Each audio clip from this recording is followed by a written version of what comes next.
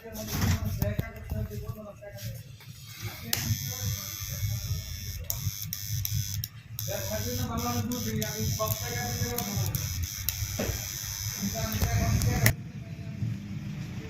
আলাইকুম। সম্মানিত দর্শক, আজকে আপনাদেরকে দেখাবো আমাদের সাধারণ বাসাবাড়িতে ব্যাটারি চার্জার বানাই কিংবা কিনি, সেগুলো কতটুকু টেকসই করবে, কোন ব্যাটারি দিয়ে কতটুকু চার্জ দেওয়া যাবে। সেক্ষেত্রে আমি আজকে যেটা নিয়েছি সেটা হচ্ছে 3000 mAh একটা এম্পিয়ারের ট্রান্সফরমার। এটা ছোট বড় সবই হয়ে থাকে। এটা দিয়ে যেটা চার্জ করতে পারবেন, ধরেন 3 থেকে 4 এম্পিয়ার থেকে শুরু করে 9-10 পর্যন্ত, তার উপরে দিতে পারবেন না। সেক্ষেত্রে যেটা করণীয় সেটা আমি দেখাইতেছি। শুরু করলাম। এটা হচ্ছে প্রাইমারি কয়েল, যেটাতে আমি কারেন্ট ইউজ করছি। ফার্স্ট টাইমে আপনাদেরকে একটা ফায়ার করে দেখাইছি যে কীভাবে ফায়ার করলাম আর কি কারণে বা এটা হবে, এখন দেখাইতেছি।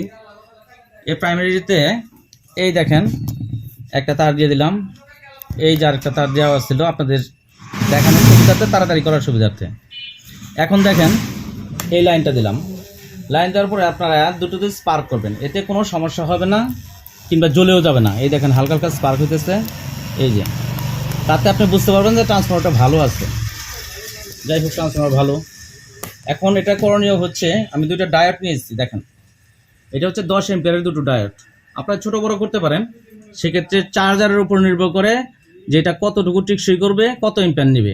এটা 10 এম্পিয়ারে হ্যাভি একটা ডায়োড নিয়েছি। এটা দিয়ে আপনি 30-40 এম্পিয়ার কিংবা 80 এম্পিয়ার পর্যন্ত করতে পারবেন। প্রথমে আমি ডায়োড দুটাকে দেখেন, এখানে একটু কাছ থেকে দেখেন, এখানে দুটো চিহ্ন আছে দেখেন। এখানে যে সাদা অংশটা দেখা যাচ্ছে এটাকে মাইনাস হিসেবে ধরে নেবেন। তো দুইটা মাইনাসকে একত্র করলে আমরা সবসময় জানি প্লাস হয়। তো দুটো মাইনাসকে একত্র করে দিলাম, এই তো একত্র হয়ে গেল। তো দুটো প্লাস হয়ে গেল। এখন আমরা সবসময় জানি, এই দেখেন দুইটা পাশে দুটা যেটা আছে, যদি সরাসরি ইউজ করতেন কখনো একটা হিসাবে, তাহলে 40 ভোল্ট হয়ে যেত। যেহেতু এম্পিয়ার কম, সেক্ষেত্রে আমরা 12 ভোল্ট তৈরি করব। এখানে ফার্স্ট টাইমে এটাকে জোড়া দেওয়ার জন্য একটু করে কেটে নেব। এই যে জাস্ট যতটুকু দরকার ততটুকু পরিমাণ এই কেটে নিলাম। কেটে নেওয়ার পরে এটাতে একটা জোড়া দিয়ে দিলাম, জাস্ট জোড়া। এটাতেও একটা জোড়া দিয়ে দিলাম, জাস্ট জোড়া। এই তো দিয়ে দিলাম প্লাসের সাইডে। তাহলে প্লাস প্লাস, এখানে মাইনাস আছে, দুইটা মাইনাস মিলে একটা প্লাস হয়ে যায়। আমরা সবাই সূত্র অনুসারে জানি, আর আমাদের টেকনিক্যাল ভাষায় তাই বলে। এটা প্লাস হয়ে গেল। দেখেন এখন ক্যাপাসিটর, যে ক্যাপাসিটরটা ইউজ করবো এখন, সেটা হচ্ছে 1000 প্লাস 50। দেখেন এখানে লেখা আছে স্পষ্ট ভাষায় 1000 প্লাস 50। তো সেক্ষেত্রে আপনারা এটা ইউজ করবেন হ্যাভির জন্য, যখন হ্যাভি কোনো পাওয়ার ব্যাটারি চার্জ করার জন্য। দিলাম আমি এই প্লাসে প্লাসে, সরি মাইনাসে মাইনাসে প্লাস হয়েছে, সেই প্লাসটা থেকে আমরা ব্যবহার করবো। এখন এই প্লাসে ব্যবহার করে দিলাম। আর দাগটা সবসময় মাইনাস বোঝায়, আমি আগেই বলেছি। এই তো মাইনাসটা, তো এখানে একটা অ্যাডজাস্ট করে দিয়ে দিলাম প্লাসের জন্য, আর এটা দিয়ে দিলাম মাইনাসের জন্য। মাইনাস সে এন্ট্রি হয়ে আছে, এই মাইনাস দিয়ে দিলাম, এই হয়ে গেল মাইনাস। তো আমাদের চার্জার কিন্তু তৈরি শেষ। এখন যেটা করব, দেখেন আপনারা এখানে ব্যাটারি আছে, প্লাস আমি কিছু শর্ট তার দেব। শর্ট তার দিয়ে এটা হেল্প নেব, একটু মজবুত করার জন্য জোড়া দিয়ে নিই। দেখেন আপনারা জোড়াটা কীভাবে দেবেন।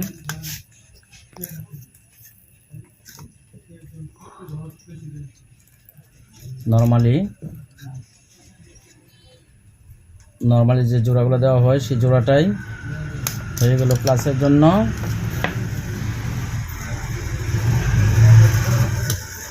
এই তো হয়ে গেল, এই তো হয়ে গেল। সহজ পদ্ধতিতে আমাদের চার্জার তৈরি হয়ে গেছে। এখন যতটুকু প্রয়োজন ততটুকু দিয়ে আপনারা চার্জ দেবেন।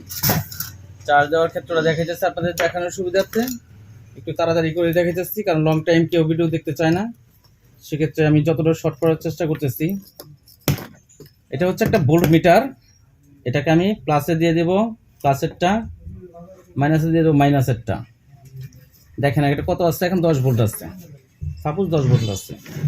এটাকে এখন আমি ব্যাটারিতে চার্জ দিব, দেখি আমার চার্জারটা কেমন তৈরি হলো।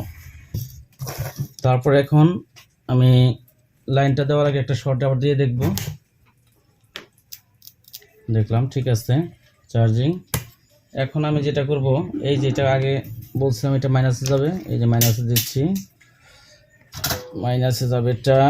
যদিও আপনাদের দেখতে সমস্যা হলে পরে প্রশ্ন করে নিয়ে আমার সমস্যা নেই। এটা দিলাম মাইনাসেরটা মাইনাসে, আর এ দিলাম প্লাসেরটা এ প্লাসে। আগে বলছিলাম যেটাতে চিহ্ন না থাকবে সেটা প্লাস হবে, এ প্লাস দিয়ে দিছি। দেখেন খুবই সহজ একটা জিনিস। এই যে প্লাসে দিয়ে দিলাম, দিয়ে রাং দিয়ে শর্টকাটে, একদম শর্টকাটে, এর সাথে শর্টকাট আর হয় না। এই শর্টকাটে এখানে লাগিয়ে দিলাম, এই লাগিয়ে দিলাম। যত দ্রুত সম্ভব আমি দেখানোর চেষ্টা করতেছি যার জন্য। তাহলে দেখেন যেটা বলছিলাম দুটো মিলে প্লাস হয়, এ প্লাস দিয়ে দিচ্ছি, আর একটাতে মাইনাস হয় যেটা চিহ্ন আছে চিহ্নতে দিয়ে দিচ্ছি। এখন দেখেন ব্যাটারি ভোল্টেজ আছে 10.0, 10.0। এই আমি এখন চার্জে বসাবো। এই ব্যাটারি প্লাসে দিলাম, মাইনাসে দিলাম, এটা মাইনাসে চলে গেল। আচ্ছা খুলে গেছে। আর এটা এখান দিয়ে দেই, যদিও এটা ঘাট ভাঙা, কষ্ট হইতেছে আমার, দেখে নিন আপনারা। এখন চার্জে দিলাম, দেখেন এই আস্তে আস্তে বাড়তেছে। এটা আরও বাড়বে যখন নাকি আপনার দেখেন আস্তে আস্তে বাড়তেছে। এই চার্জার দিয়ে আপনি 9 এম্পিয়ার পর্যন্ত মোটামুটি চার্জ দিতে পারবেন, তবে 6 থেকে 7 এম্পিয়ার দেওয়াটা বেটার। নেক্সটে কোনো কিছু জানার দরকার হলে